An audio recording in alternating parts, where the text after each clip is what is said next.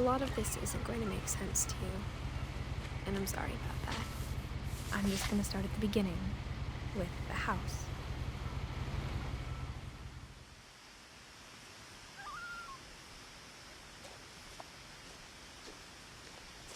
Someone had put up a chain link fence, but it looked like I wasn't the first person to hop it.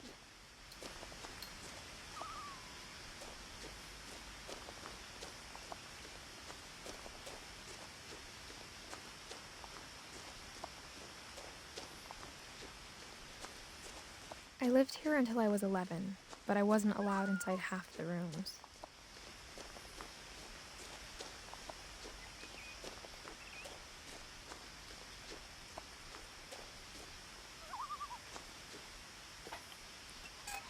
Inside the mailbox were bills from 7 years ago, marked urgent, open immediately.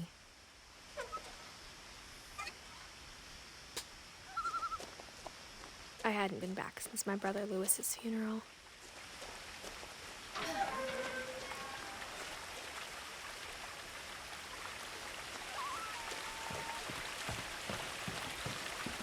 In her will, my mother left me a key, but didn't tell me what it unlocked. Maybe she thought I'd know, or she thought that the mystery would be enough to bring me back.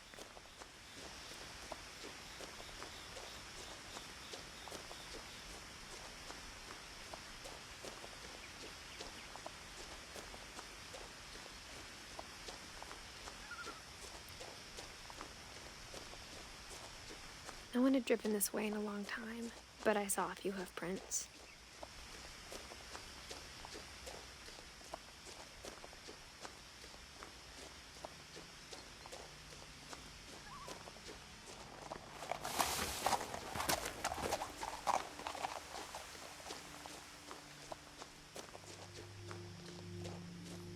The truth is, even after I inherited the house, I never thought I'd come back to it.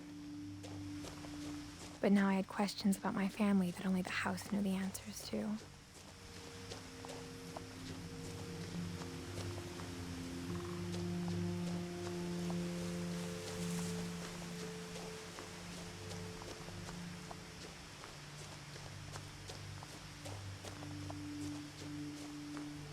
The woods around the house have always been uncomfortably silent. As if they're about to say something, but never do.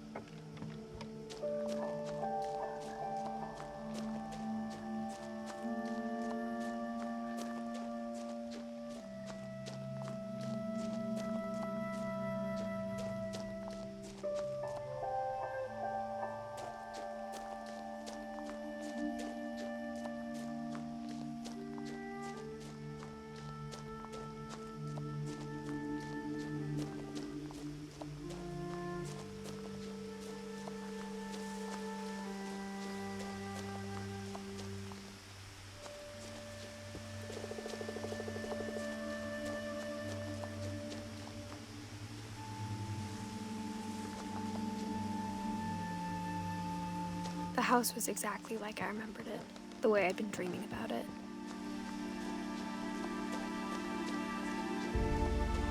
As a child, the house made me uncomfortable in a way I couldn't put into words.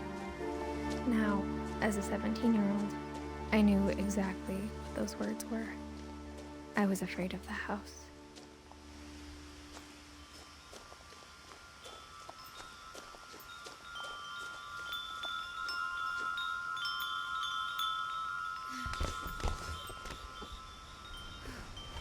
Crawling through the doggy door used to be a lot easier when I was 11.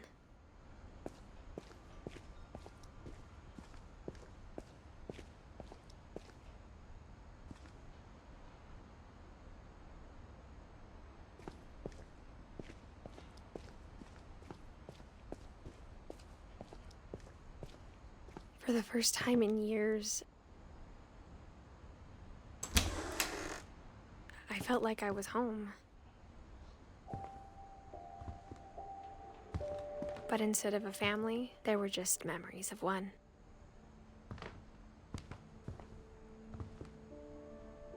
Like how only one restaurant would deliver to our house, so we had Chinese a lot.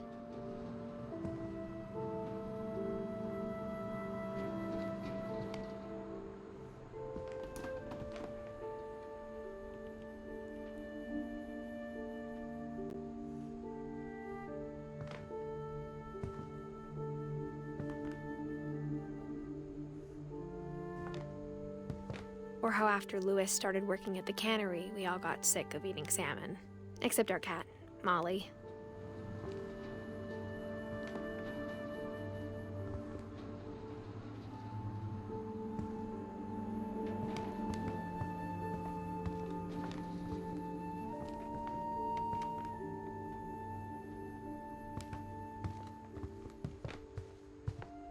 The table was still a wreck from the night we left. It was like a bomb had gone off, killing everyone but sparing the furniture.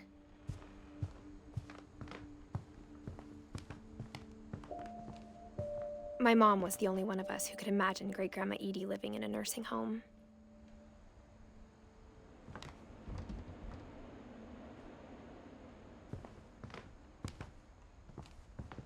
Nothing in the house looked abnormal. There was just too much of it, like a smile with too many teeth. Even the fireplace had a story. Edie told me the bricks came from the original house, after it sank.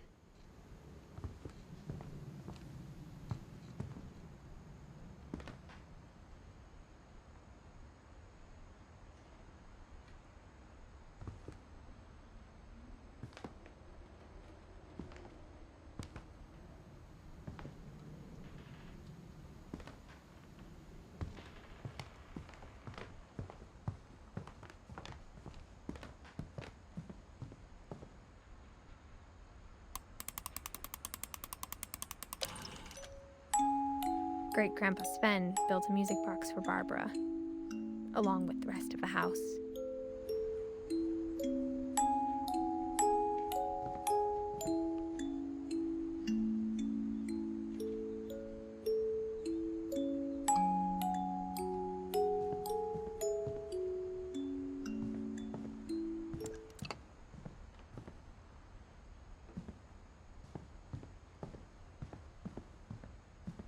My mom wasn't much of an optimist, but she never stopped believing that my brother Milton was alive.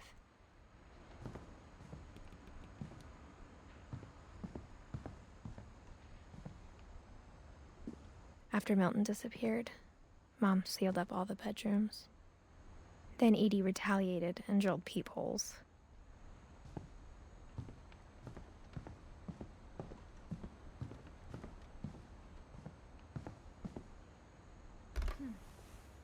My Grandpa Sam spent 7 years sharing a room with his dead brother, Calvin.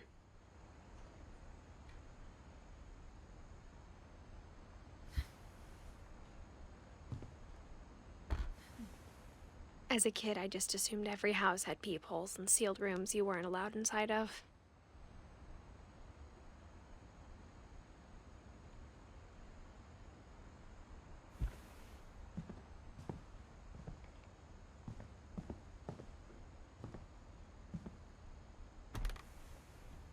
The last time I was in Edith Sr.'s room, I was 10 and she was painting my portrait.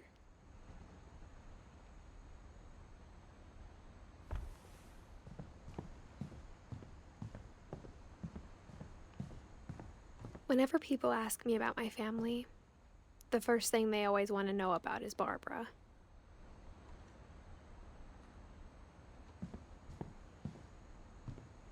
Edie's father, Odin, built the original house.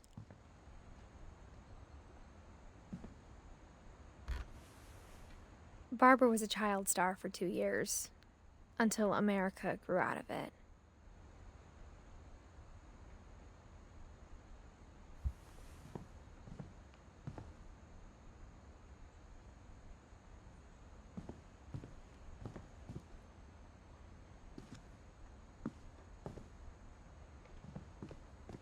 Mom must have locked the 3rd floor stairs on the night we left.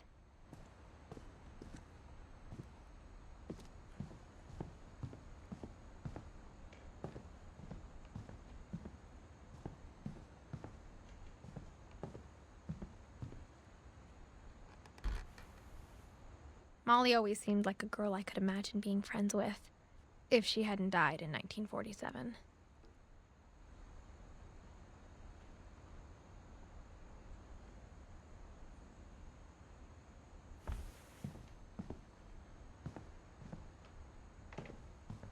I spent a lot of time playing in Great Uncle Walter's room. I think my mom sometimes regretted not sealing it up. Lewis told me there were secret passages, but I never believed him.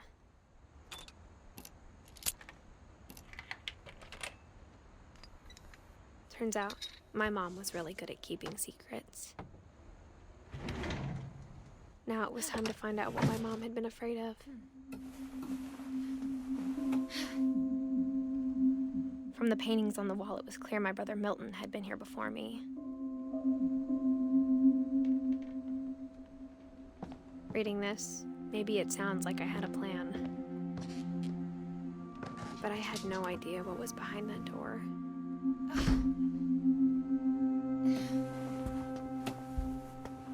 Just like I had no idea where all this was gonna lead.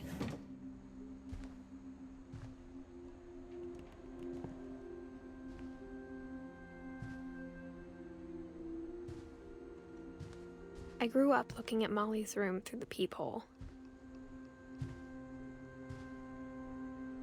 Being inside for the first time, I felt like I'd stepped behind a painting.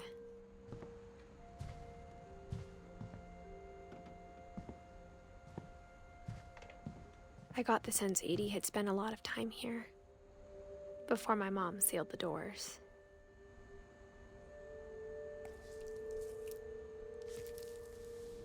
December 13th, 1947. Dear Diary, I'll be gone soon, but I wanted to tell somebody about what's gonna happen. It started when Mom sent me to bed without dinner. I woke up and I was starving, so I looked around for something to eat. The gerbil food was dry, but I didn't mind it.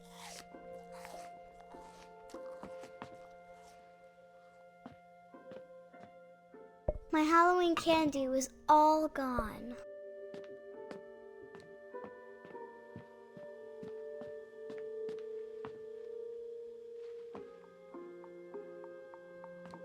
I thought about eating Christopher, but I held back.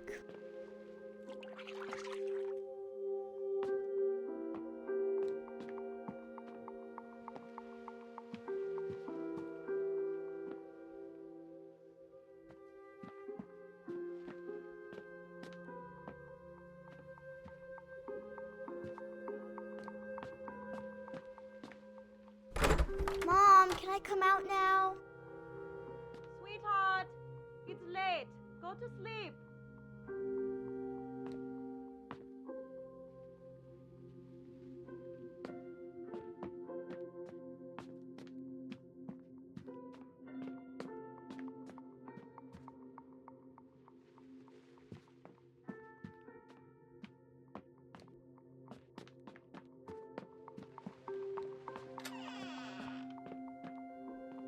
I kept eating and eating.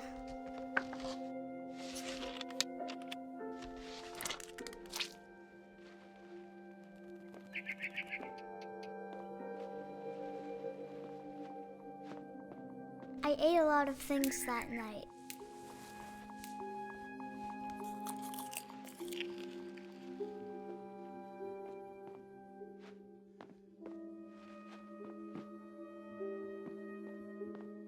Then I heard chirping outside my window. It was a barn swallow going back to her nest. I reached out for her.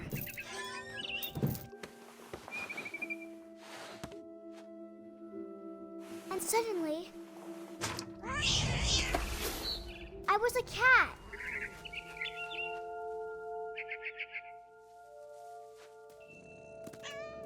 I tried to be quiet, but the bird was really scared.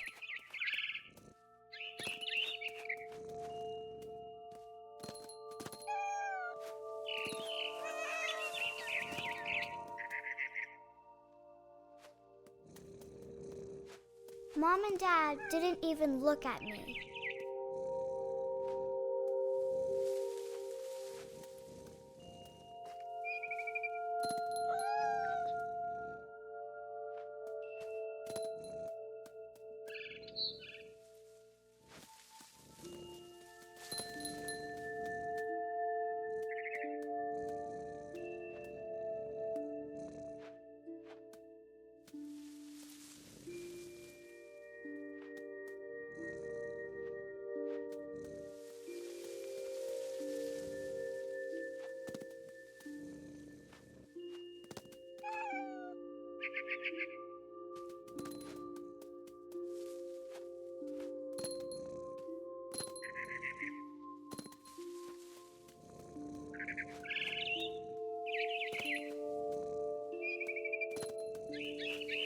The babies were all gone.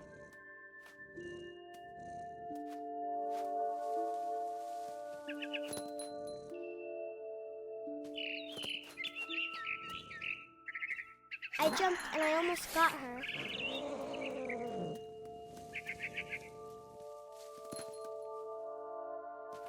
I could tell she was getting really tired.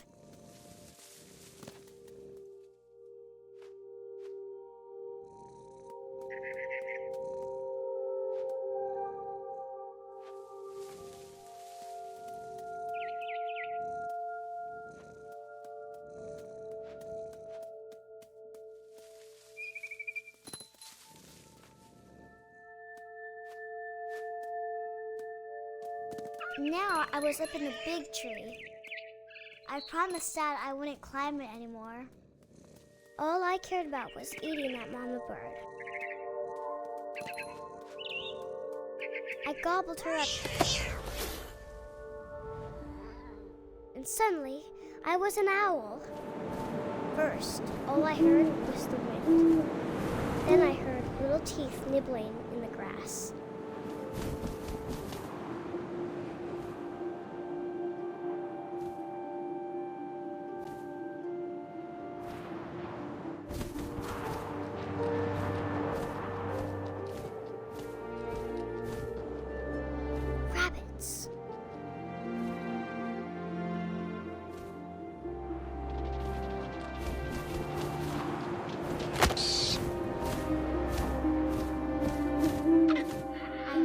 His face looking up and seeing mine through my talons. I swallowed him up, and I didn't chew one bit. Then I flew off to find something bigger.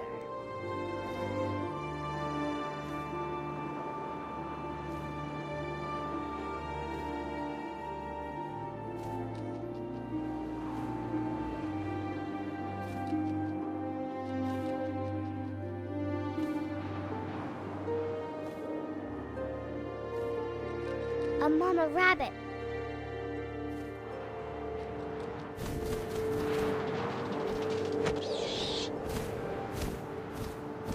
She was almost too big to carry. I started choking, but I couldn't stop eating. And suddenly, I was a shark.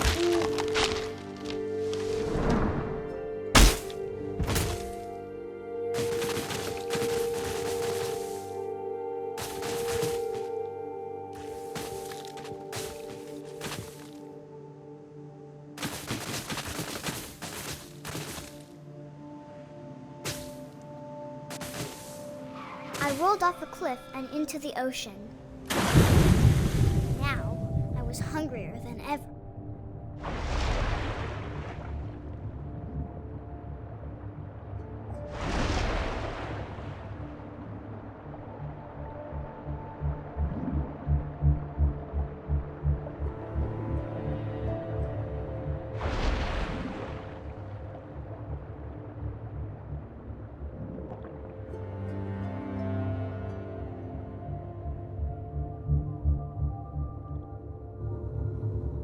I wanted fat, juicy seals.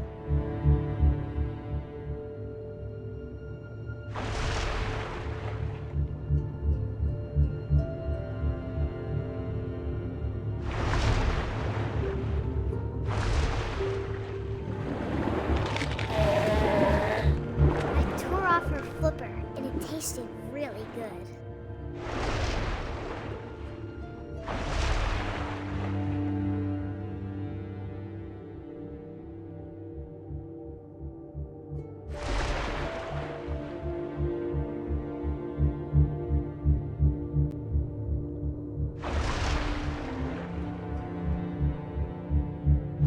Grabbed on tight. When I was so hungry, I jumped out of the water. When I opened my eyes, everything had changed.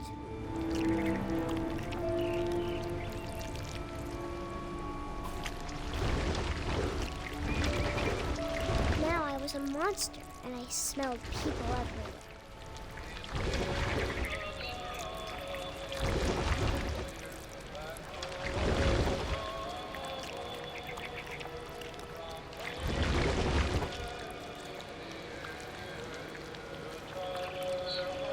was big, but I moved real quiet.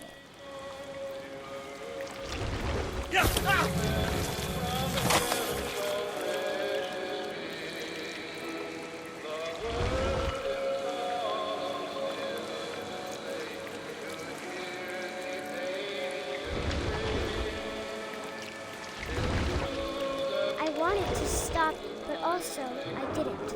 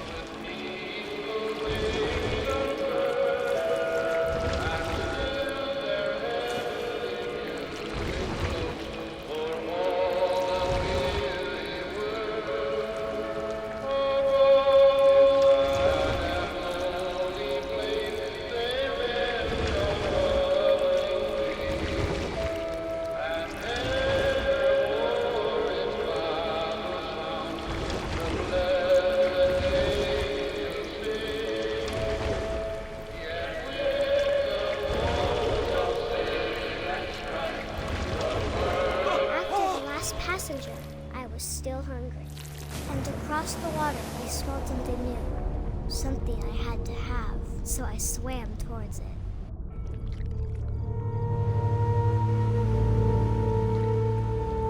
I slithered onto the sand, and the good smell went into an old pipe.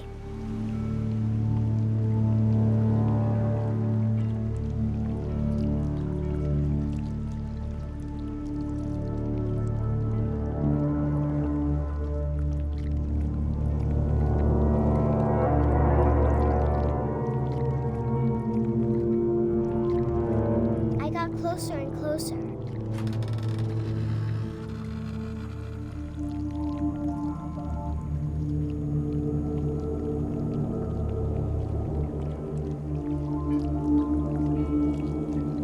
All of my stomach started growling. And suddenly, I was me again. I held my breath for a long time, but I couldn't hear anything.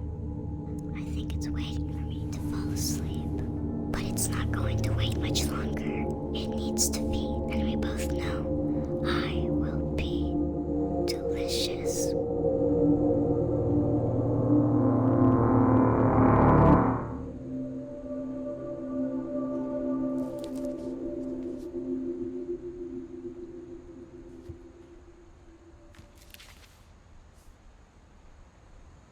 I'm not sure if I believed all of that, but I'm sure Edie would have.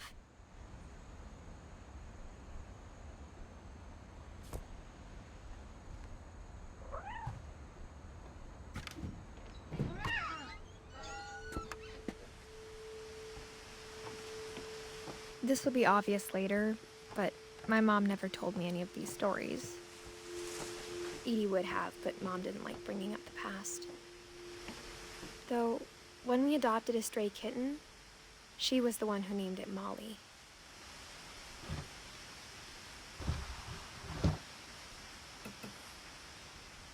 I spent a lot of time in Great-Grandma Edie's room.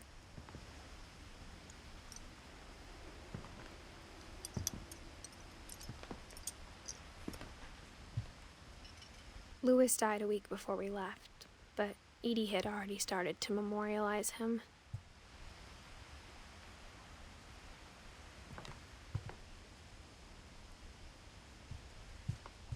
Her room was like a museum.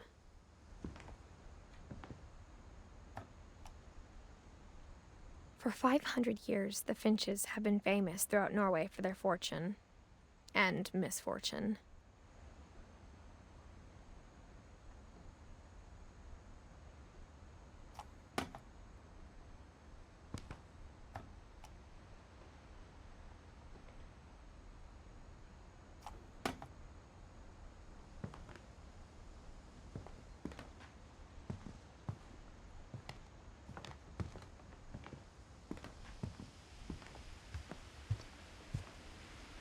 Edie gave a big interview about a mole man living under the Finch house.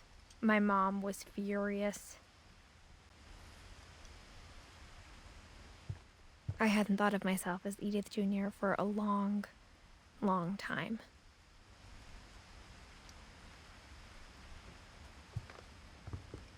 One summer, they evacuated the island, but Edie refused to go. For a few weeks, she was a celebrity. When Edie told people Sven was killed by a dragon, she could also have said he was building a dragon-shaped slide that collapsed. She could have, but she didn't.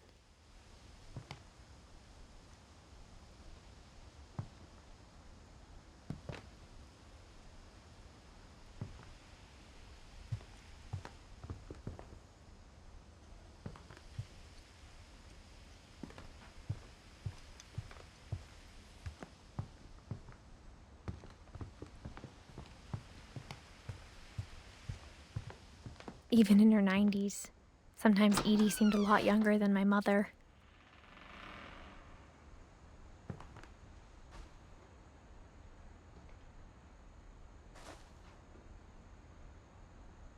The only trace Grandpa Sam's first wife Kay left on the house was the pink bathroom.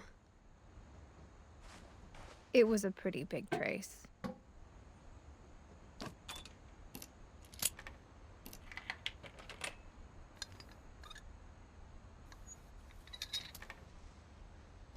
There's a secret in this bathroom.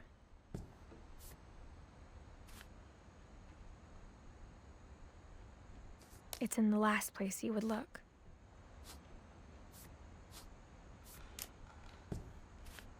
It isn't in the cupboard. It's hidden in this book.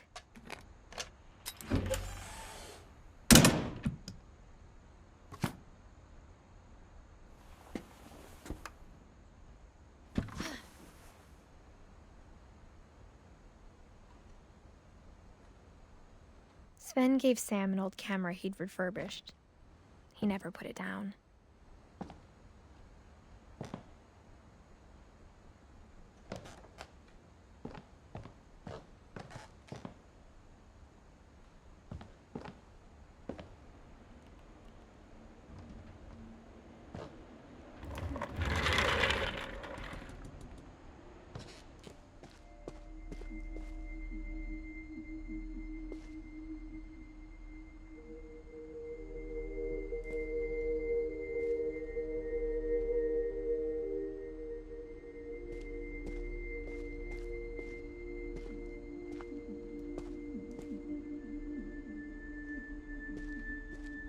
I knew Grandpa Sam had a twin,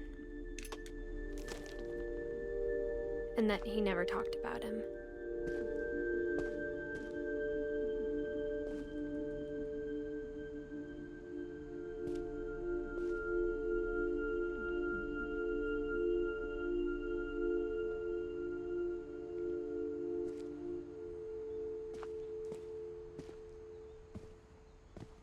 I guess my grandpa didn't like history any more than my mom did.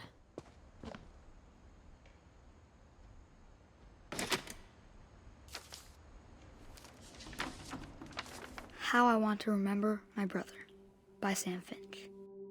The thing I remember is that when he made up his mind, that was it.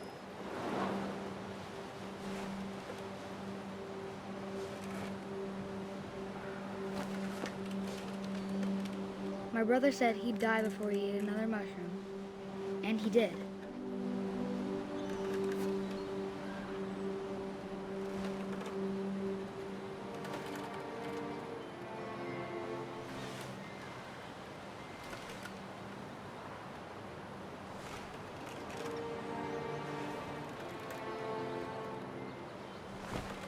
At Barbara's funeral, we swore we'd never be afraid again, and he wasn't. I think Calvin always wanted to fly.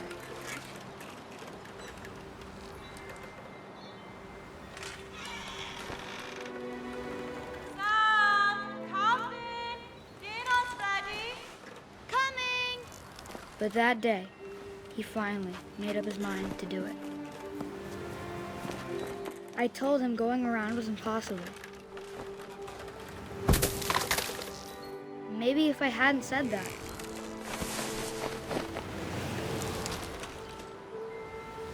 Calvin, I'm not gonna tell you again.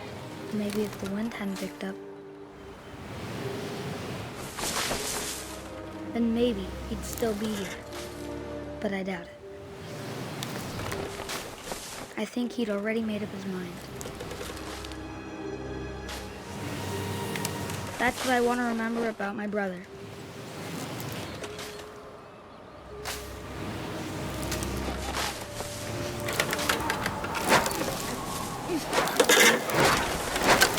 The day he made up his mind to fly. And he did.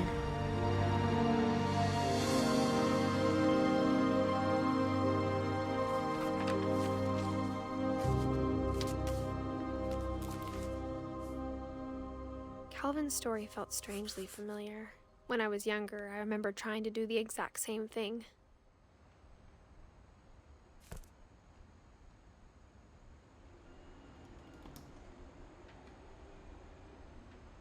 After the funeral, Edie roped off Calvin's half of the room.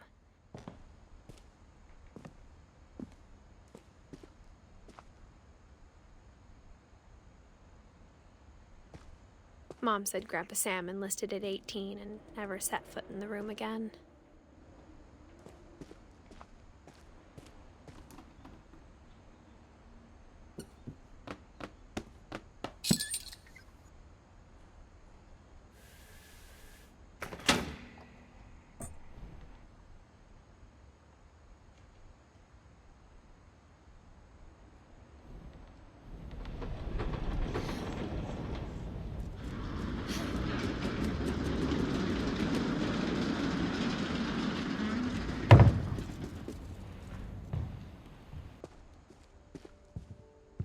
The passages were a pretty tight fit.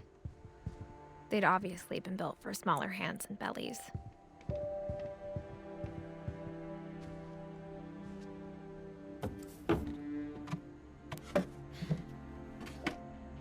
Growing up, I always thought of Barbara as a child star.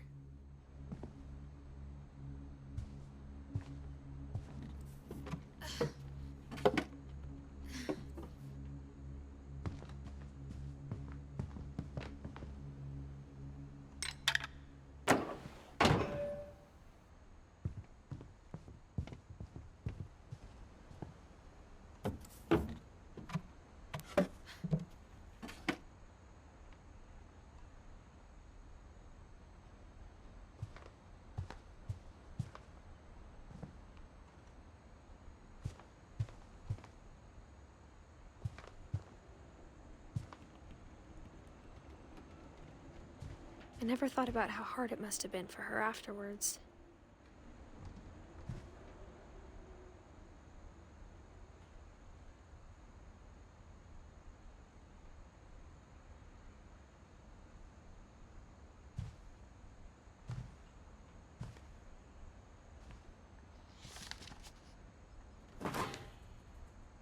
Of all the stories people wrote about Barbara's death, I'm surprised Edie saved this one.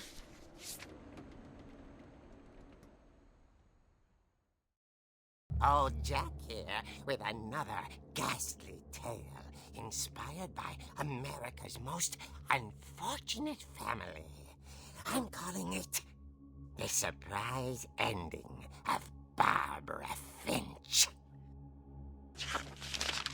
As a child star, Barbara was famous for her scream. Now at 16, she was all washed up. A has-been. But in a lucky break, she'd been asked to perform her signature scream at a local convention for monster movie fans. It was just the boost her career needed. Unfortunately, her scream hadn't aged well. Getting better. I think you just need the right motivation. Her biggest fan and current boyfriend, Rick, was about to demonstrate when... Now that was a great scream. It was Barbara's father, Sven. He'd slipped into a table saw and had to be rushed to the emergency room. So Barbara got stuck babysitting her youngest brother, Walter. Her convention comeback was cancelled. Okay, I'm hearing frustration, but I'm not hearing terror. What if I tried... A gang of hoodlums in Halloween masks have been terrorizing Orcas Island tonight. Police are urging residents to... That came from the basement. You're right! Also, I loved your delivery on that. Why is your basement door locked? Because my dad likes making puzzles and secret passages. There's a key hidden in the music box. The secret is to keep winding and winding until finally the key pops out. Thanks, babe. I'll be back in a sec. 20 minutes later, Rick hadn't returned. So Barbara went to look for him, right on cue. She reached for the music box.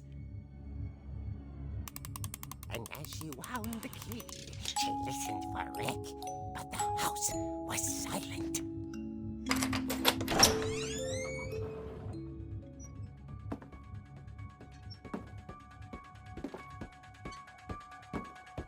She found Rick's crutch and imagined the worst.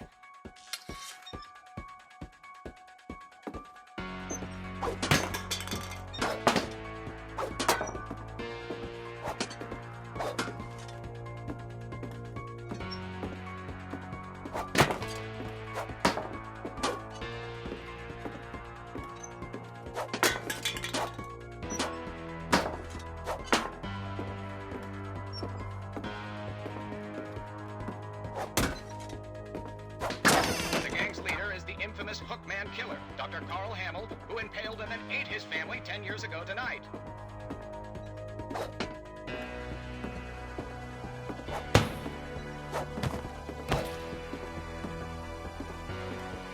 The old fridge rattled and grew still. Oh dear!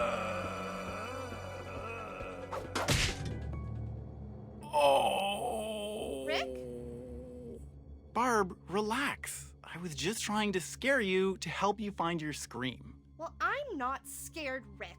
I'm furious. Then act furious. All I'm getting from you now is that you're hurt and confused and She threw him out, but she kept a little something to remember him by. Barb, have you seen my other crutch? And she was still holding it when she fell asleep watching the late picture show. Hours later... Barbara! Walter, what's going on up there? Ah!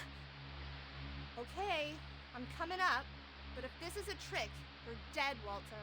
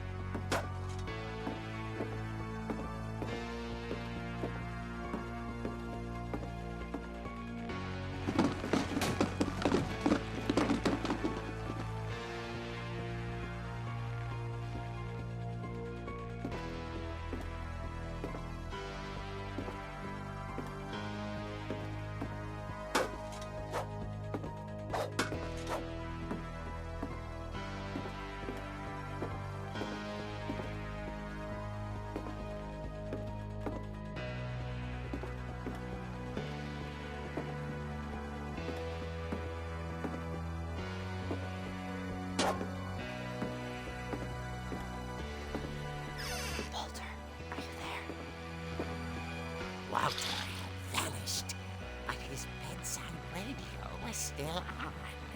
Orcas Island police describe the man as 6 feet tall, with a steel hook for a hand. Residents are urged to lock all doors and windows and notify the police of any suspicious activity. Barbara turned, saw the hook man, and was speechless. He was quite smashing.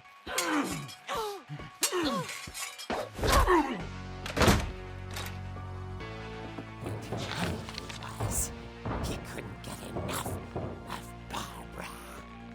Okay, Barbara, there's gotta be another way out of here.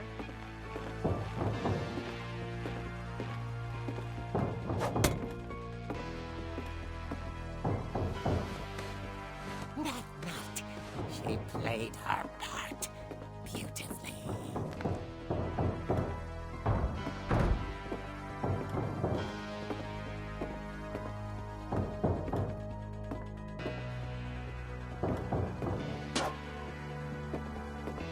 Molly's door hadn't been opened in years.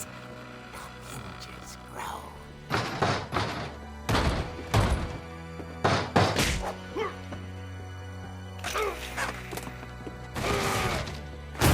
He wasn't moving, but she sensed the story might not be over yet.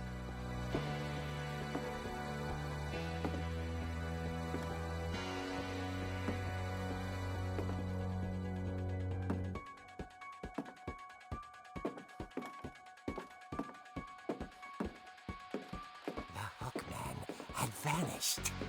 She listened for his breathing, but all she heard was...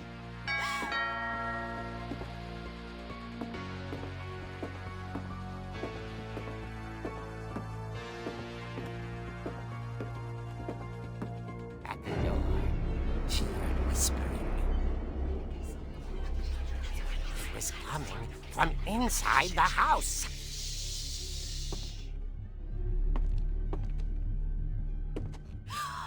Oh dear.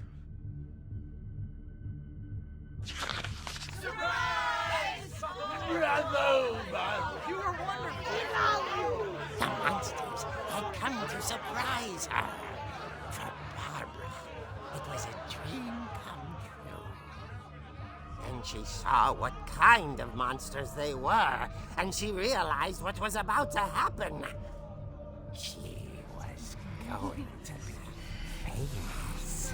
And with her final breath, Barbara Finch gave the performance of her life.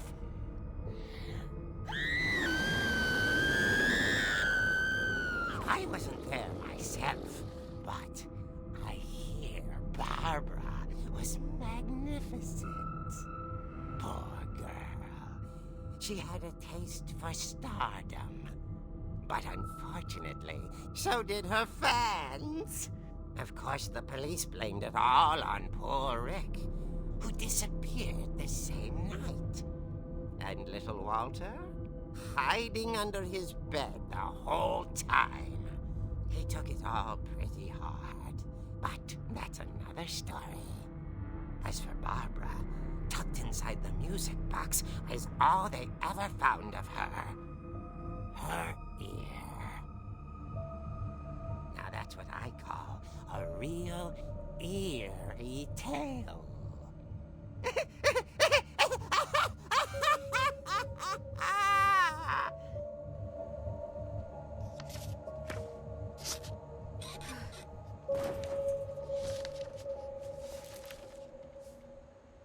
Edie told me all Barbara wanted was to be remembered, as absurd as that comic was.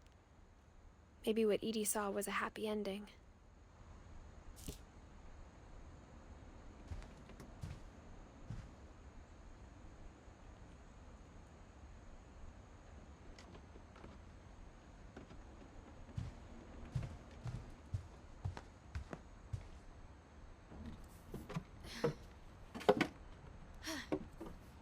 I guess now I know why Mom didn't like me playing with the music box.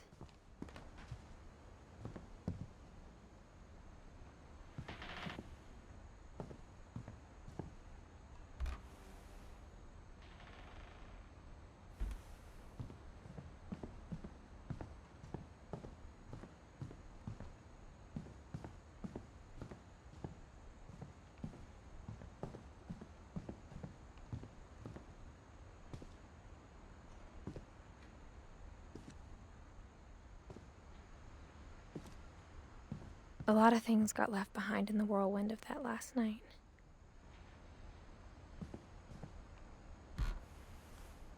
Edie told me once that every Finch who ever lived is buried somewhere in the library.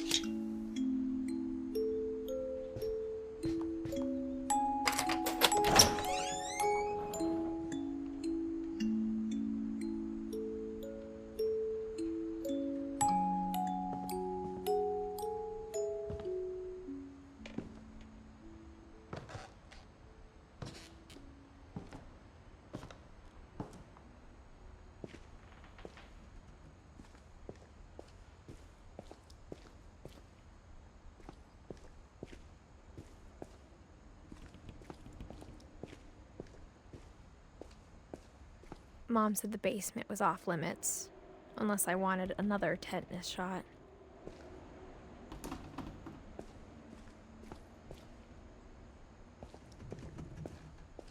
I saw Edie sneak down to the basement once, carrying packages.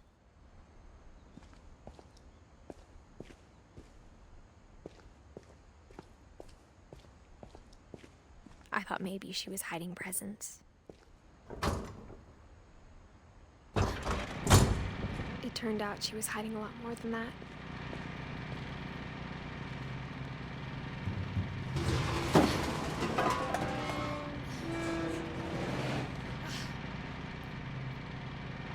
I remember asking Mom once about where Walter had gone. She said after Barbara died, he got as far away as he could.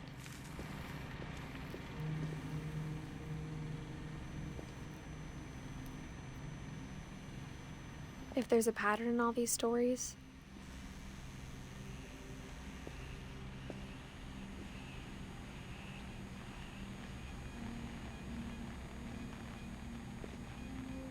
I think it's that none of us has gotten very far.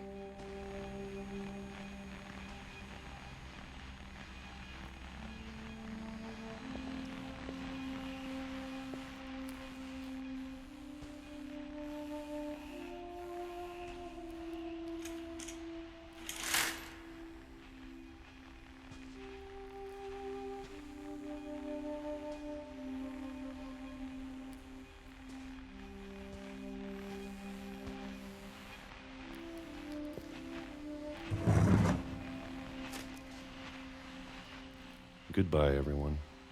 I can't believe I've been down here for 30 years. On that first day, after the shaking started, I didn't think I'd survive a week.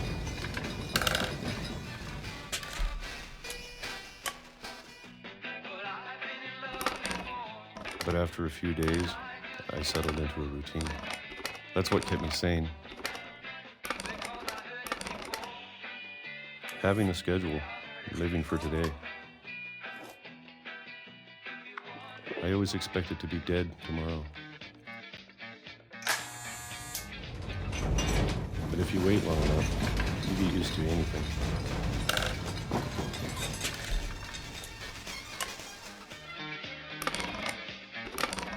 Even a monster on the other side of the door starts to feel normal. Almost friendly.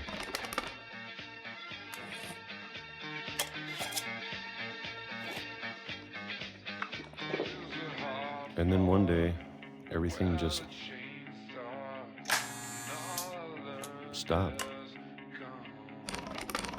Whatever that thing was, it was gone. Maybe it got tired of waiting. Or maybe I just got tired of being afraid.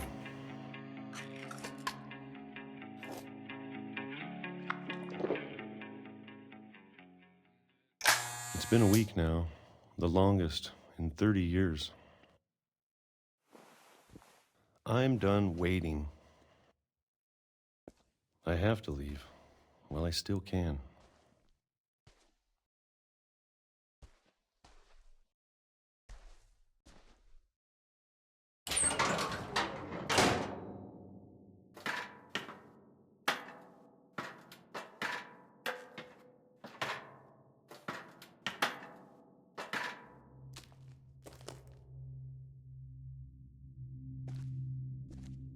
I know it's out there, somewhere. Whatever killed Barbara and Molly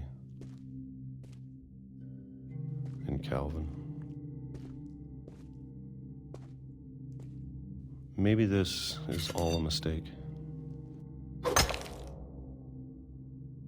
But I need to stop living the same day, even if it kills me.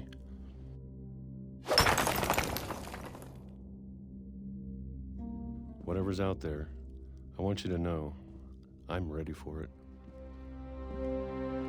I'm going to appreciate all of it, especially the food. I don't mind if I only have a year left, or a month, or a single week.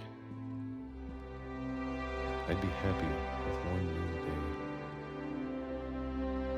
I can already imagine the sun on my face.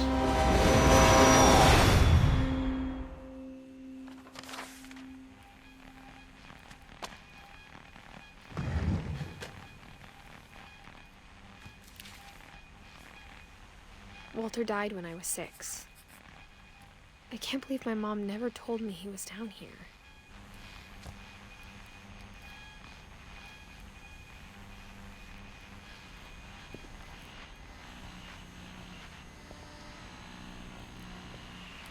I'm sure my mom was trying to protect me.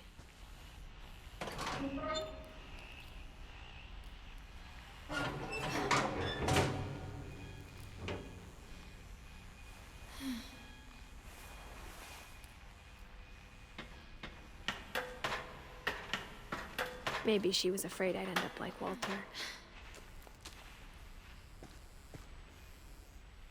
But if she never told me about an uncle under the house, I can only imagine what else she was hiding. I don't want to make the same mistakes she made, trying to bury something that's still alive. Now that there's only one of us left, or maybe 2, I thought it was time I heard the stories for myself and found out what happened to everyone else. But now I'm worried the stories themselves might be the problem. Maybe we believed so much in a family curse, we made it real.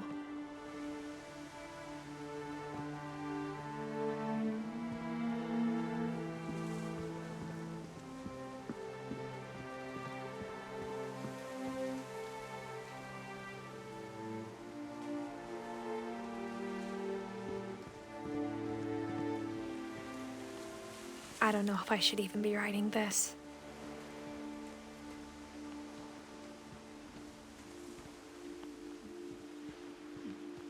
Maybe it'd be better if all this just died with me.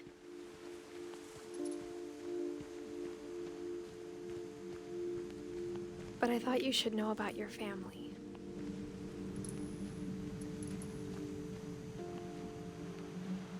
And the history you're a part of.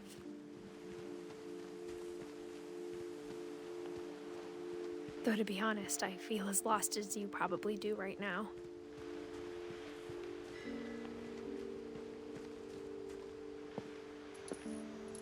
I think the people in these stories believed them, for what that's worth.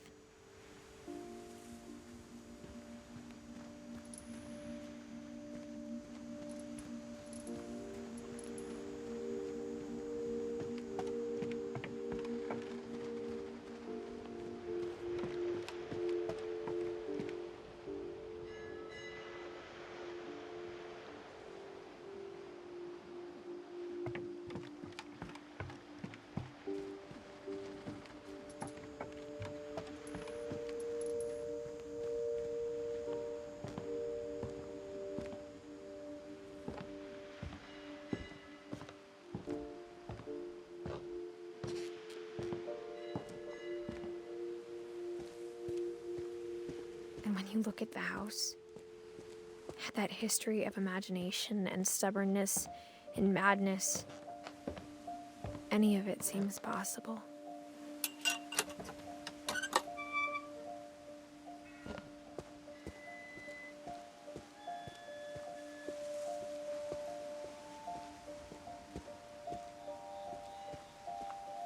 I think we've been surrounded by death for so long, we've just gotten used to it. What kind of family finishes building a cemetery before starting the house?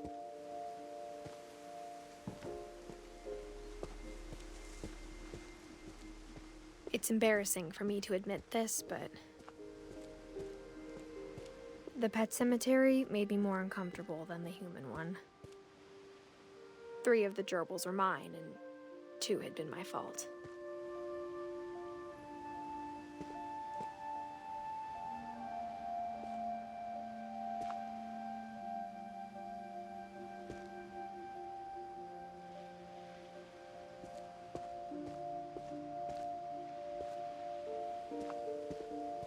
Sven built the house, but it was Edie who designed the cemetery.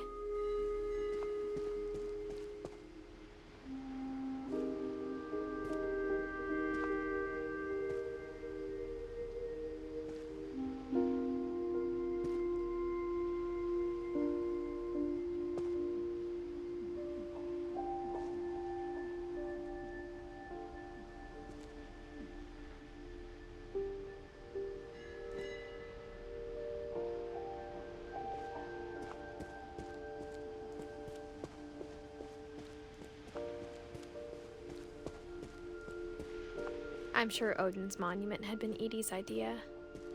My mom was always trying to move on, but for Edie, the past never went away.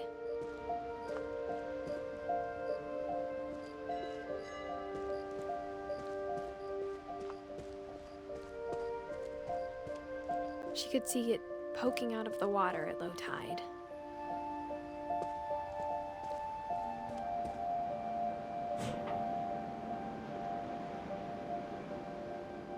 Edie said she dreamed about the old house every night.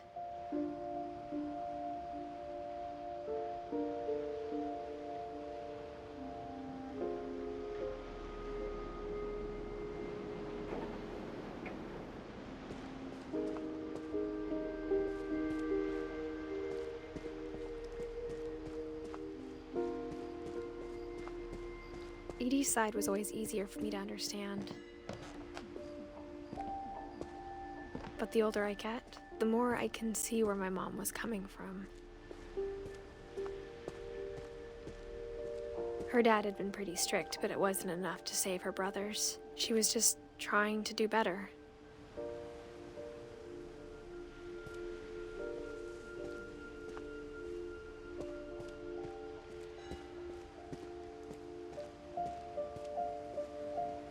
She lost 2 of her brothers, just like I did. I get why she tried so hard to protect us.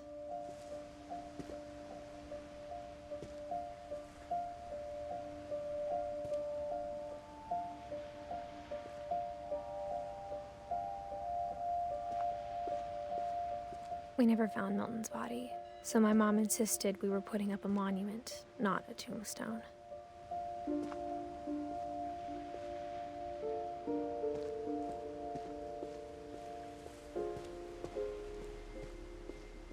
There's so many things I wish I could ask my mom now. Part of me thinks this is what she wanted all along. For me to come back someday and find everything out for myself.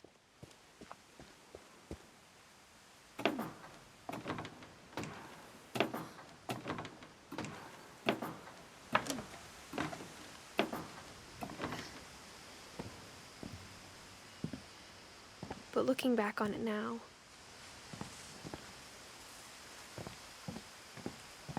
if she told me there was going to be so much climbing, I never would have come when I was 22 weeks pregnant.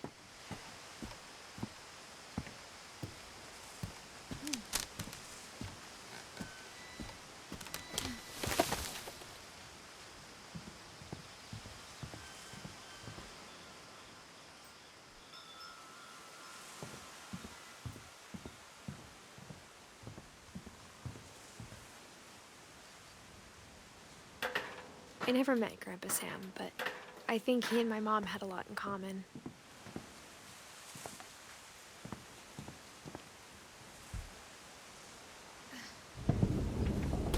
They were both pretty intense. Sam spent his life shooting photos, but Mom said he got nervous being in front of the camera. I guess we're all afraid of something.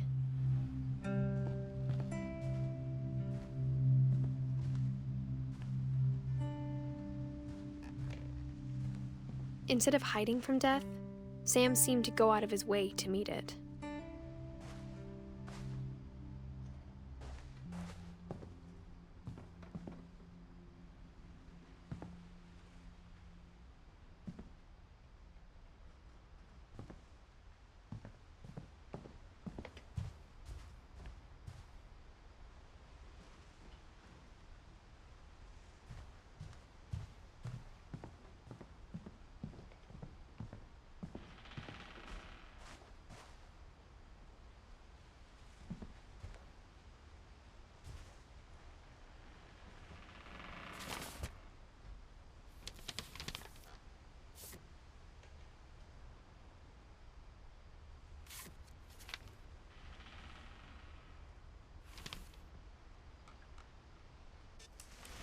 Dawn, I promise, you'll never forget this weekend.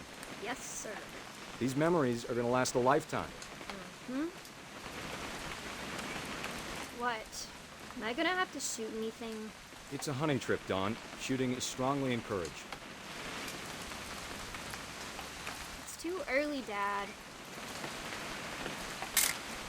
Perfect. It's gonna rain the whole weekend, isn't it? I will never forget this weekend, Dad. That's the spirit.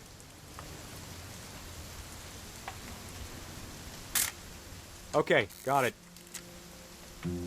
I'm gonna take some pictures, okay? Just be careful. That camera's older than you are.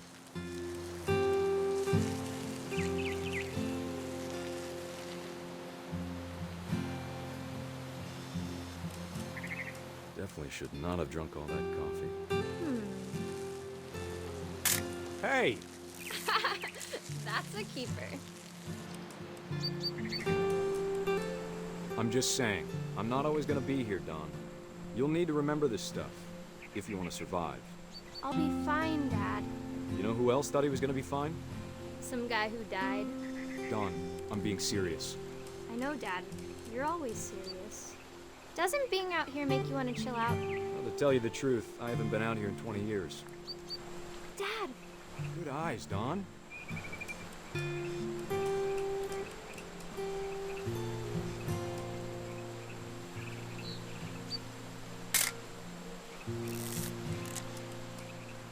Before you take the shot, let me get a picture of you.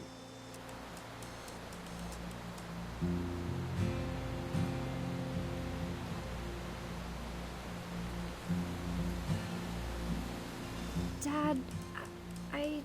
Just breathe. Turn off your imagination. Focus on your target.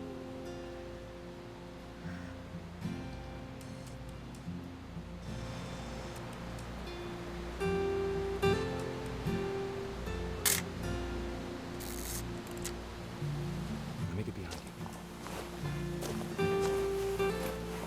Do I have to do this? Dawn, you don't have to do anything. But if you want to survive, you'll need to be strong.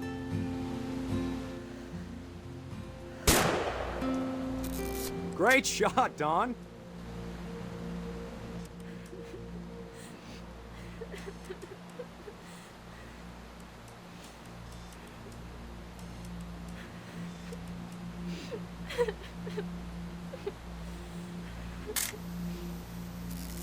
I'm proud of you, Dawn. Always remember that, okay?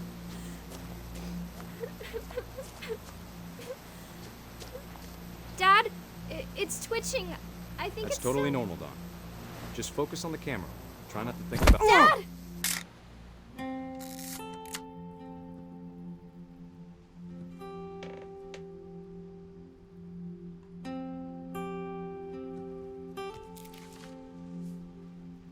Of all these stories, that's the one I wish most that my mom had told me.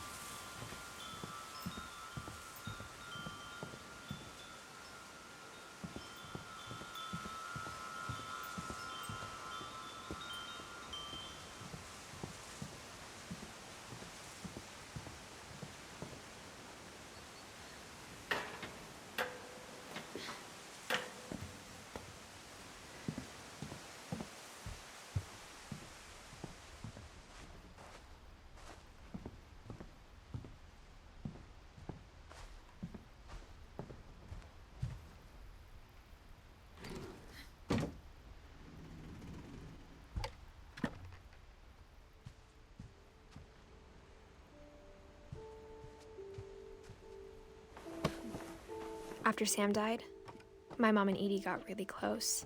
They'd both lost a lot.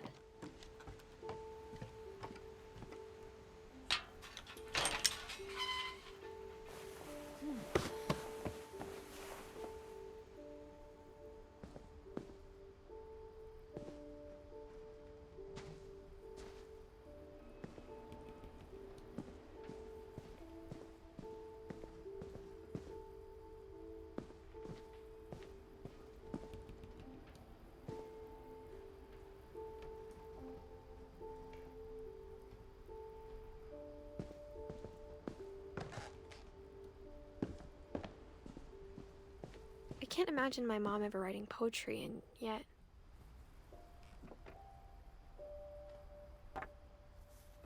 A poem for Gus, who always said the wedding was a bad idea.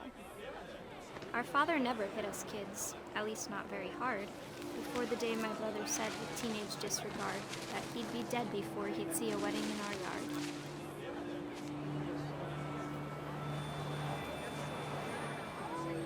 My father made him come, of course, but Gus stood far apart, just flew his kite and bottled up the storm inside his heart.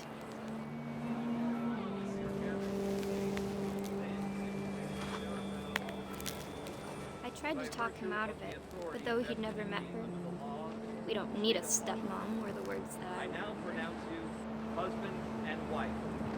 You may kiss the bride.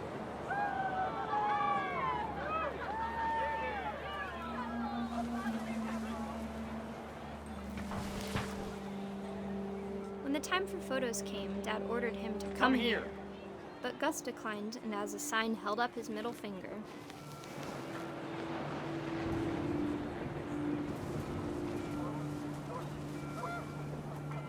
The wind picked up, and panicked geese appeared and quickly went. But all the humans did that day was go inside the tent.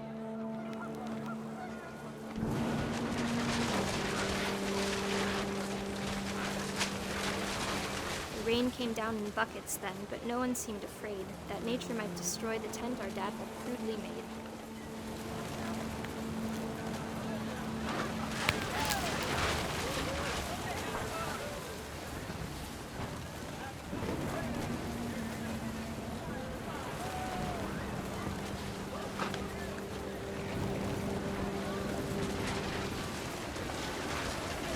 The thunder sounded much too close and full of angry power. But all my father said to this was, "Make the music louder."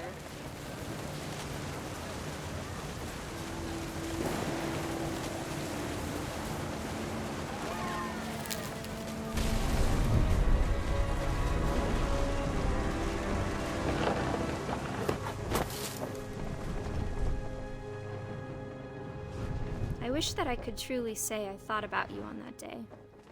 Out there on the beach alone, just you, the wind, the sea, and foam. But I didn't, until we found you.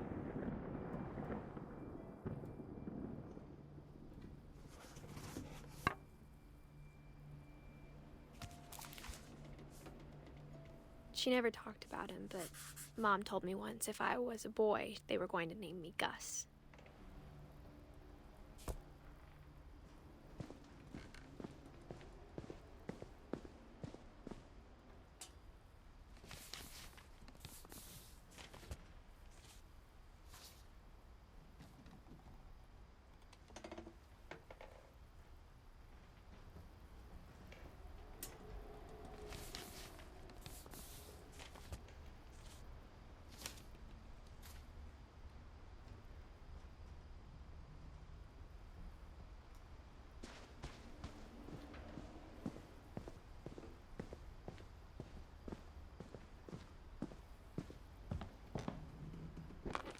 My mom moved up to the loft after her brothers died. At the time, it was as far away as she could get.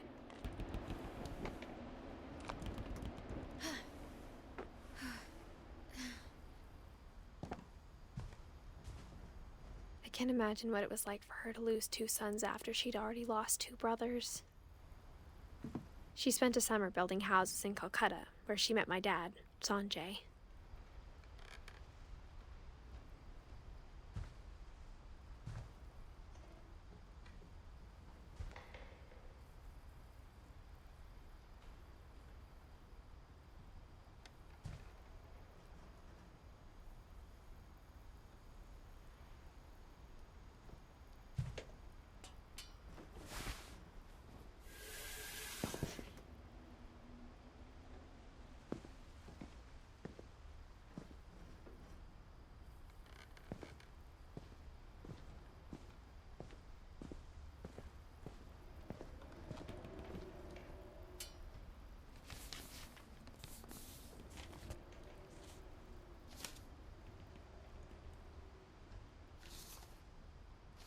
Dear Kay, do you remember the way Gregory used to laugh when he thought he was alone?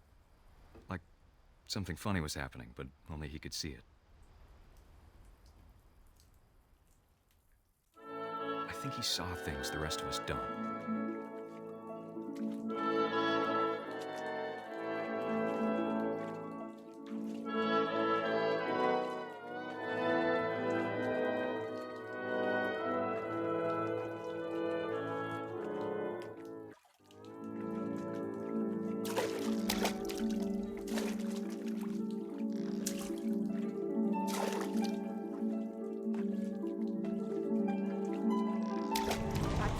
Gregory, it's time to...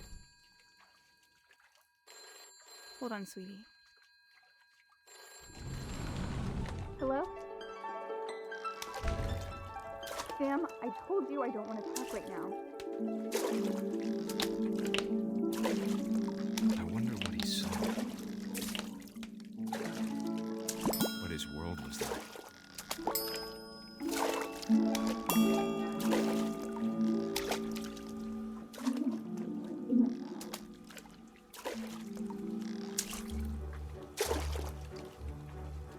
Reminded me so much of Calvin. Lost in his imagination. Whatever it was he saw.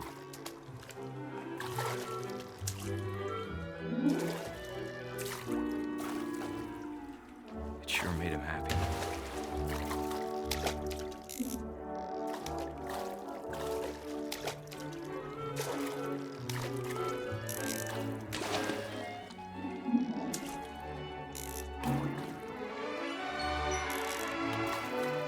How silly it sounds.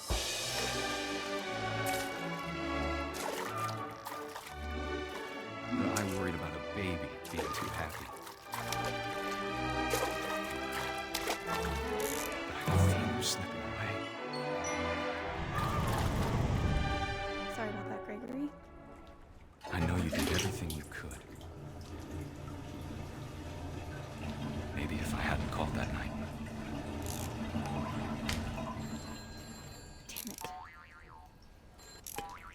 Hold on, I don't want Gregory to hear this.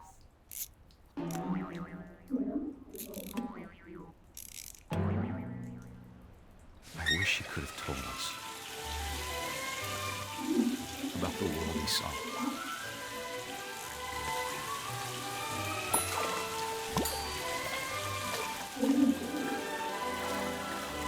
There's so much I don't understand about Gregory. About everything.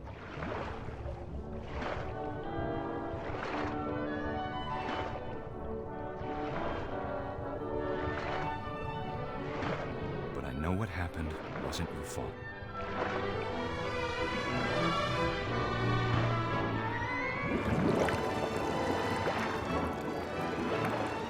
I'm sure he's happy. And he'd want you to be happy too. Good luck, Kay. Love, Sam.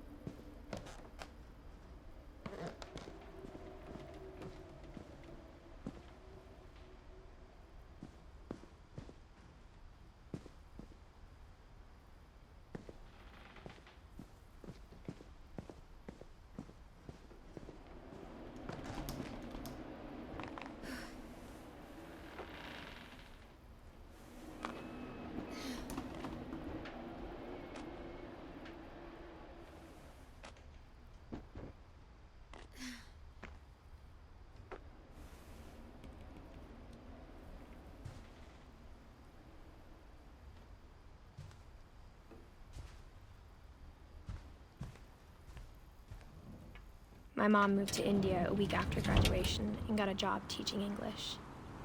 Lewis was born a year later.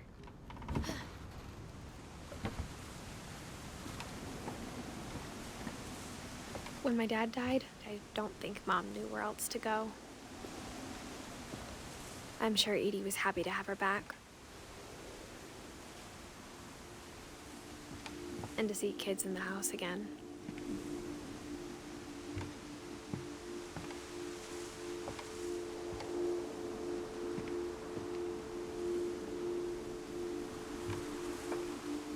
The house had to get a little bigger, but Edie was used to that.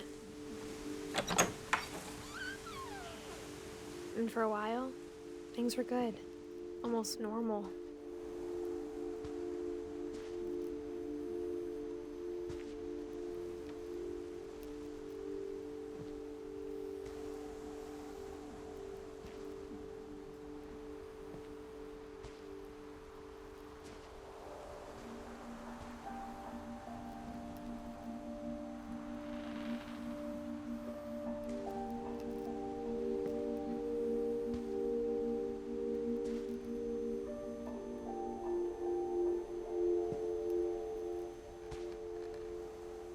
But it didn't last.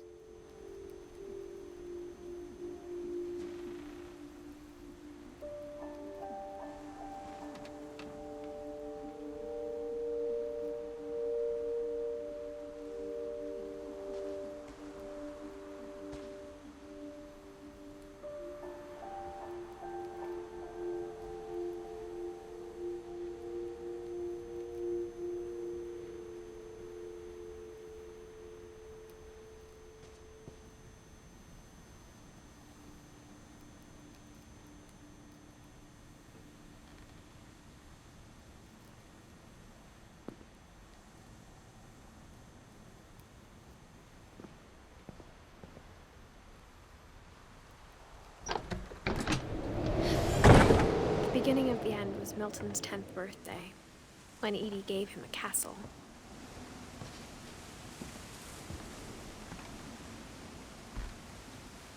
After Milton disappeared, the only thing he left behind was a room full of paintings.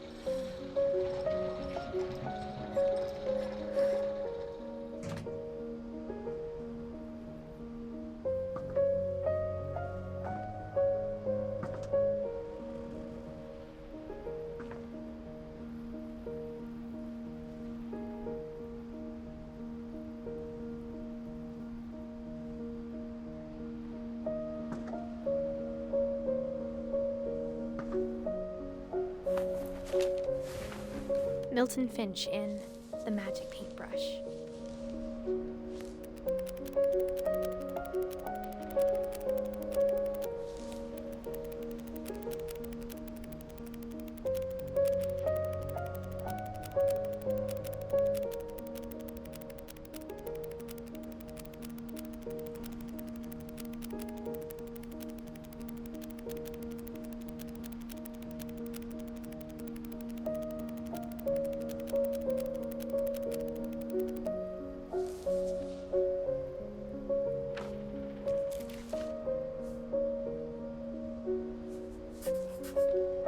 I was 4 when Milton disappeared.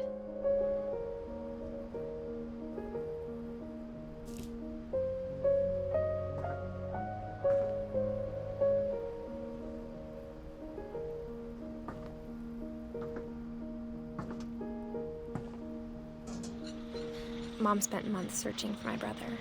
Then she sealed the doors.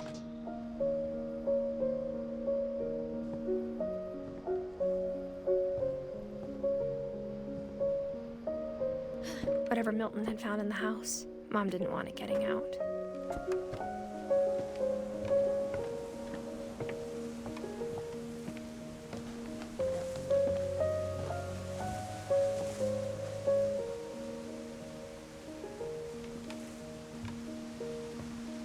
Mom definitely blamed Edie, but I think Louis blamed himself.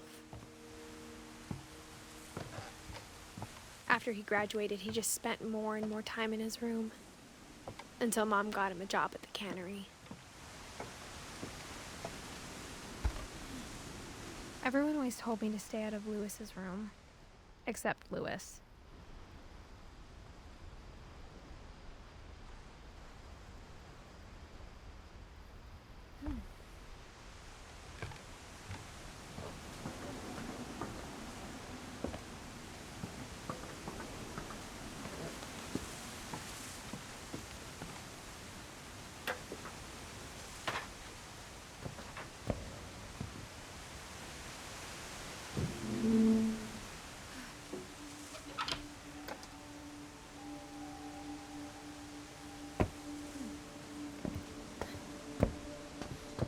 Louis's room smelled very, very familiar. That part of him lived on.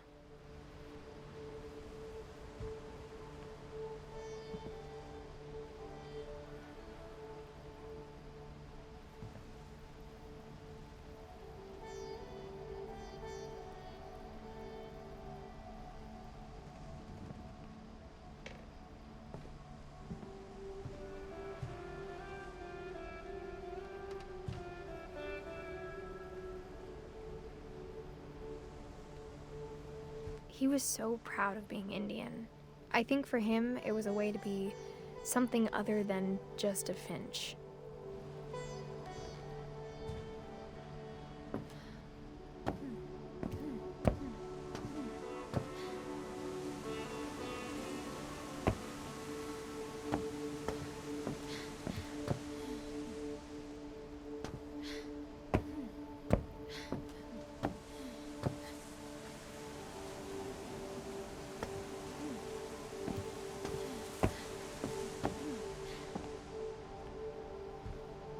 Louis and I spent a lot of time playing games together, but he was surprisingly bad at them. He died a lot.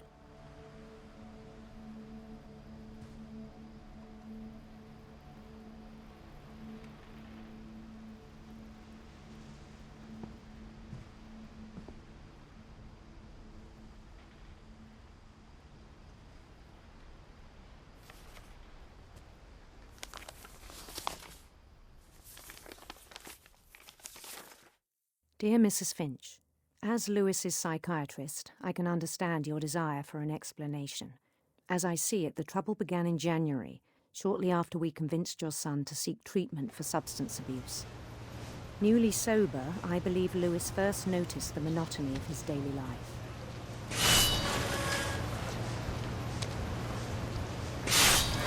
He kept working at the cannery,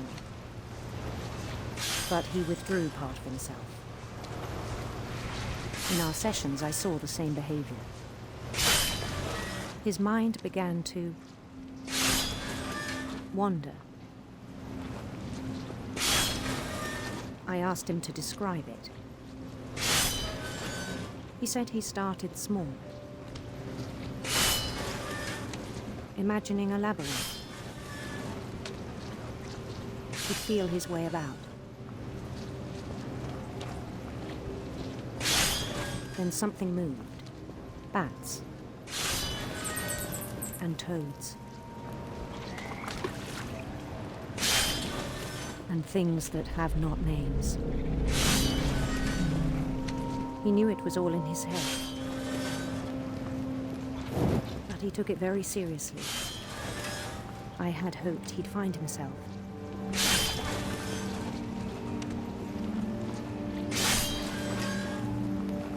But he found something more. I worried about him then. daydreaming at the cannery. I spoke with his boss, but he said Lewis had become a model employee. Methodical, tireless, focused. Like a whole new Lewis. So I let him go on.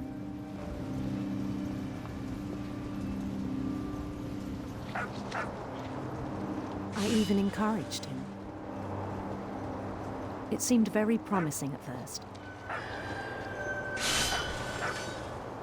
He told me he'd made a new friend.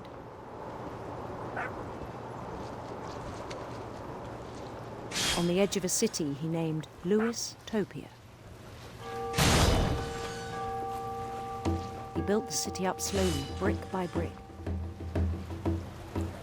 Then he made musicians.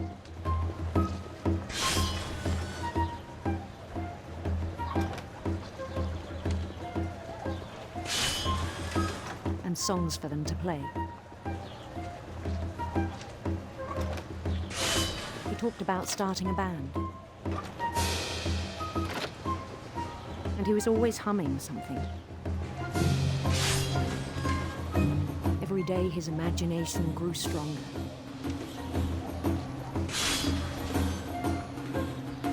He no longer spoke at the cannery. But his chopping was as reliable as ever. Then one day it struck him that all the cheering crowds, even the stones under his feet, were all in his imagination, so he could do whatever he wished.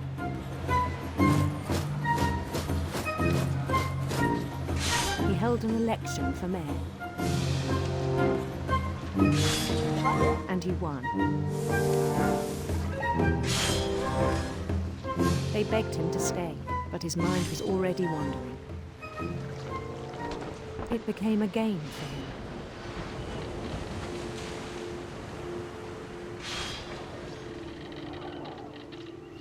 He'd conquer a city, then immediately push on. New Louisville.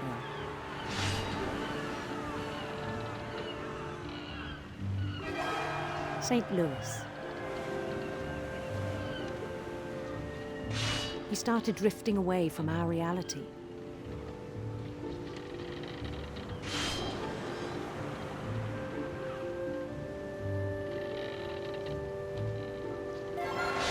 Minneapolis, until one day he forgot to go home from the cannery. Even as his mother pleaded with him, part of Lewis kept sailing on.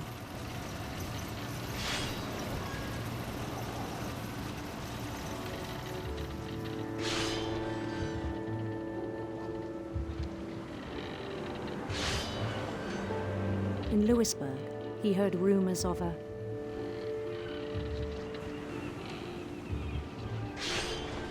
handsome queen.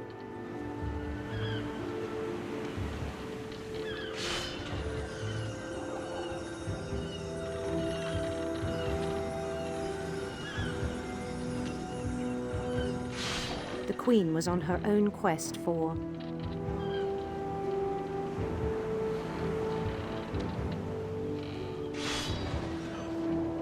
sinister serpents.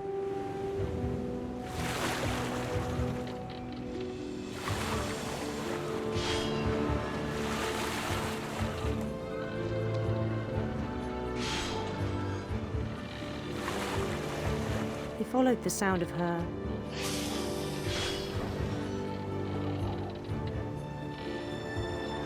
electric sitar.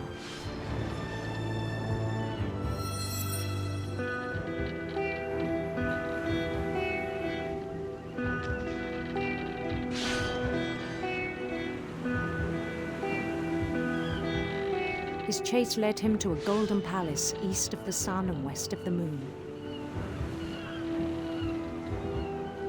Even then, his logic remained sound. He knew the world was all in his imagination.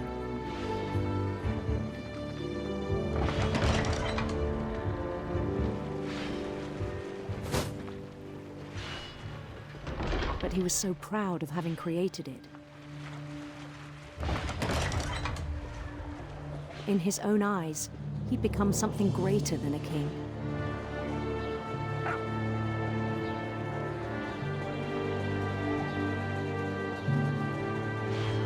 For someone who'd never known success in the real world, I think it was overwhelming. And then it struck him that the real Lewis was not the one chopping salmon, but the one climbing the steps of a golden palace.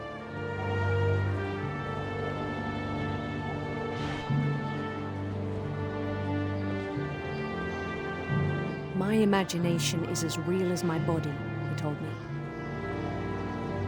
It was hard to argue with him.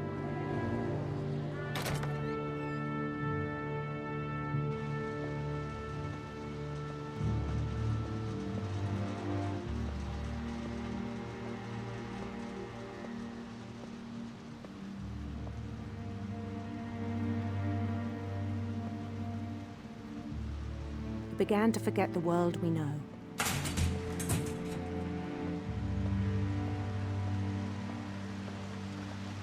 I think it pained him to remember Lewis, the cannery worker.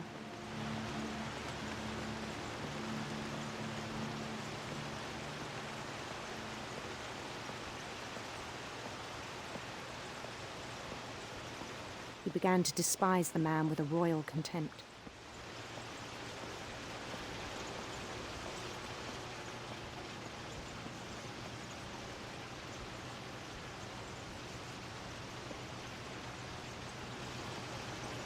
I still thought I could save him.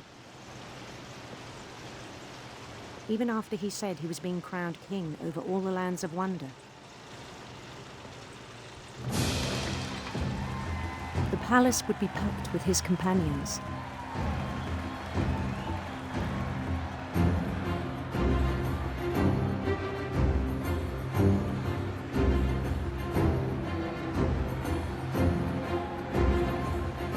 Including the wise Calico who'd insisted on inviting him.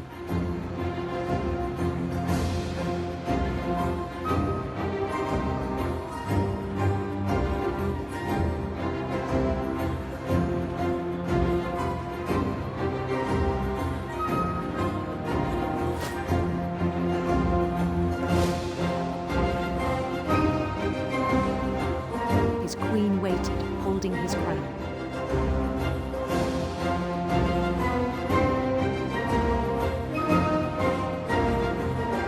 There was only one thing left to do.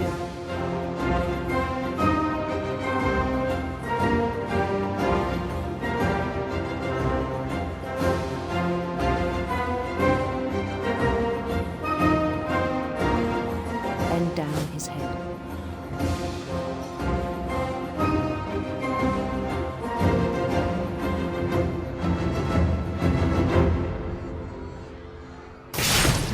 And the rest I think you know. Mrs. Finch, your son was a kind man who will be missed by all of us who knew him.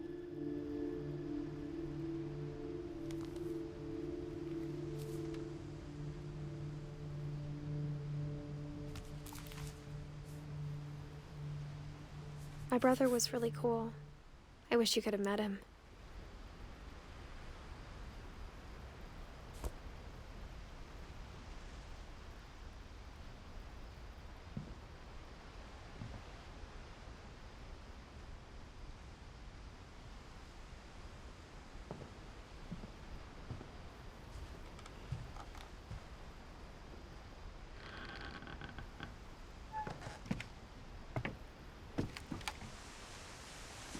On the way back from Lewis's funeral, my mom told me to start packing.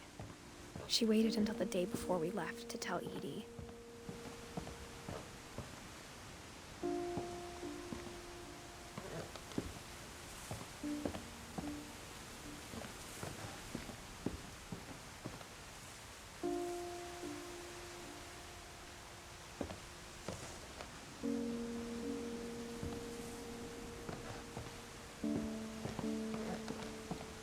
I'm not sure if she wanted to make it easier or harder.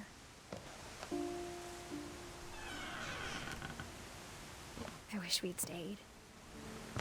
But I understand why we left.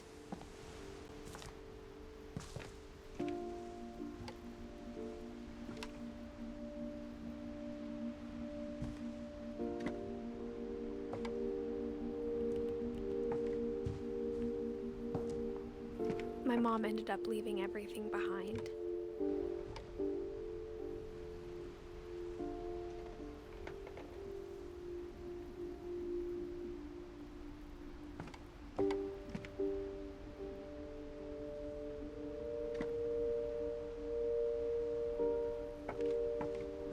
What happened that night had been coming for a long time. Maybe it should have come sooner.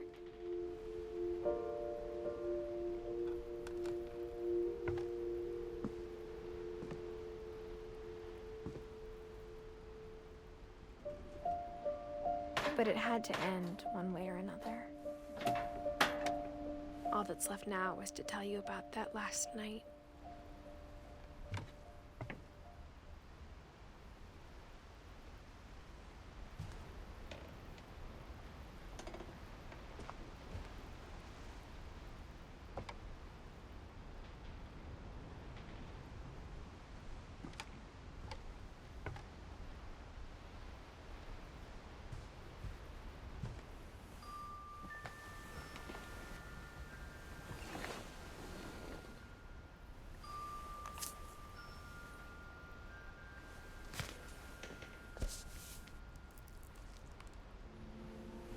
That whole last day, Edie just watched us pack and didn't say a word. Until supper, when she raised her glass and said, "To our final night together, and all our final nights apart." Grandma, you know what I said about alcohol. Some of your medications are very Edith, specific. I left a present for you in the hallway. Why don't you go open it? The grown-ups have to argue now. I'm sorry, you're right. We're all leaving tomorrow. Let's just enjoy our last... I'm not leaving. Edith, you're excused.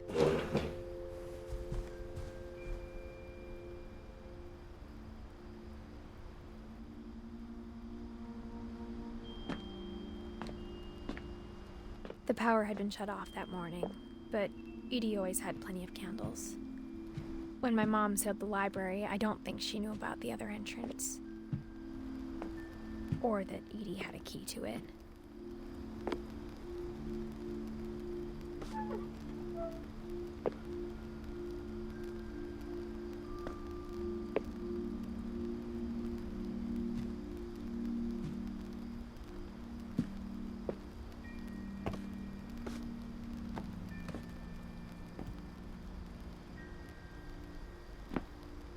That thing you're afraid of isn't going to end when you leave the house.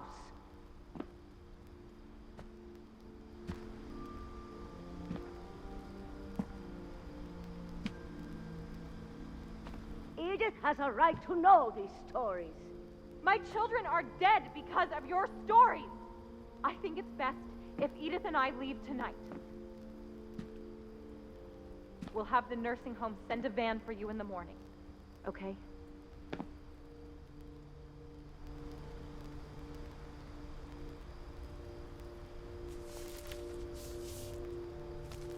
Dear Edith, there's so many stories I wish I could tell you, but there's only time for one. This is about what happened on the night you were born. That night, the tide went way, way out. It was the first and last time I ever saw the old house aground. There'd been an earthquake out in the middle of the ocean. They called it the lowest tide in 1,000 years. God, it smelled awful. You know, I've seen that house every day of my life.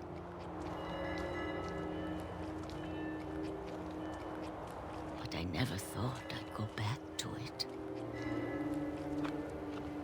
When the fog rolled in, I lost my way.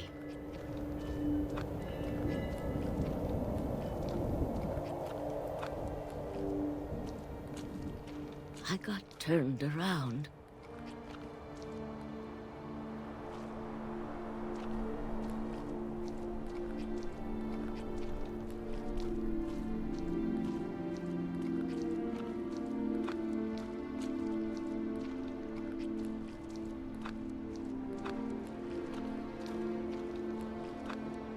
started seeing things.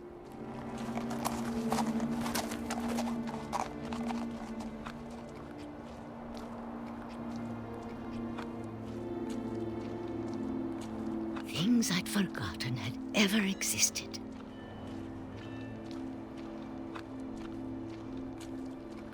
But when I saw them, they felt like old friends. That night, a lot of things came back to me. Or maybe I came back to them.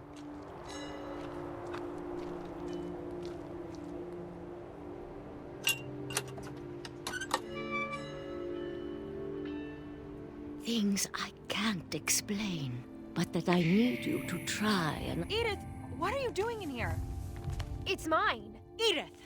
Mom, you're gonna rip it! Let go! I kicked and screamed, but Mom dragged me to the car.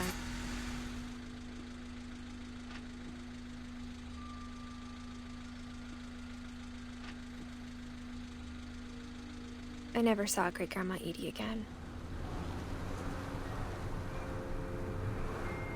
The next morning, the van came to pick her up, but she was already gone. After that, we moved around a lot.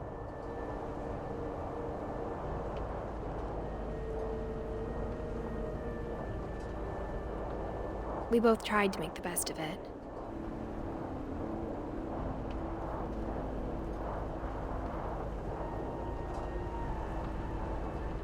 A few years went by.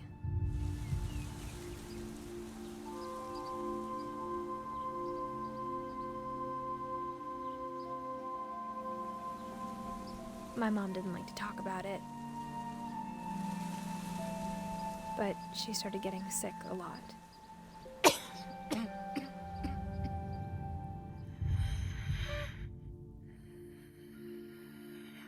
She got better for a while,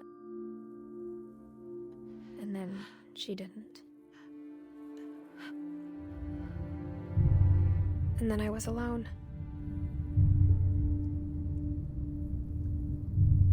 The last Finch left alive.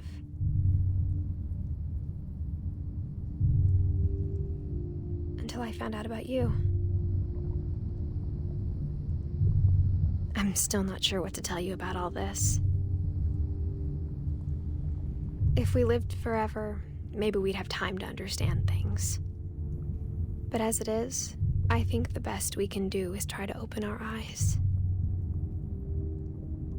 And appreciate how strange and brief all of this is.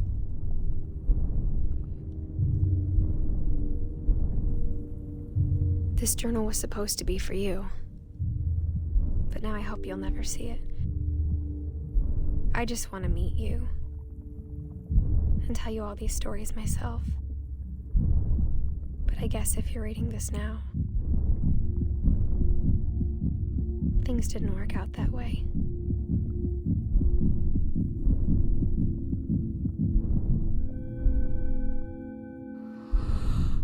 This is where your story begins. I'm sorry I won't be there to see it. It's a lot to ask, but I don't want you to be sad that I'm gone. I want you to be amazed that any of us ever had a chance to be here at all. Good luck.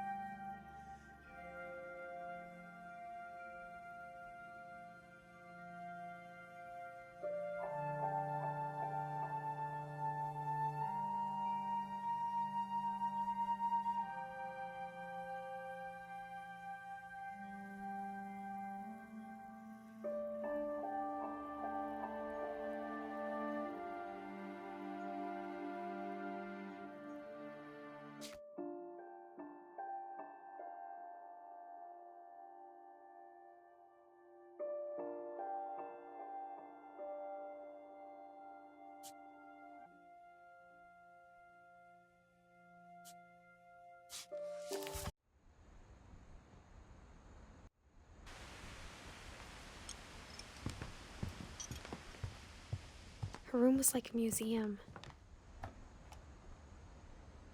For 500 years, the Finches have been famous throughout Norway for their fortune and misfortune. Odin Finch buries the latest victims of the family curse, his wife Ingeborg and their newborn son, Johan. On January 7th, 1937, he set sail with his family and his house, hoping to leave the curse behind. But 40-foot waves off the coast of Washington send the house and Odin to the bottom of the sea. Odin's daughter Edie, with husband Sven and baby Molly, step ashore on their new home, Orcas Island. Odin Finch is the first to be buried in the new family cemetery. His daughter Edie is already dreaming of a new Finch house.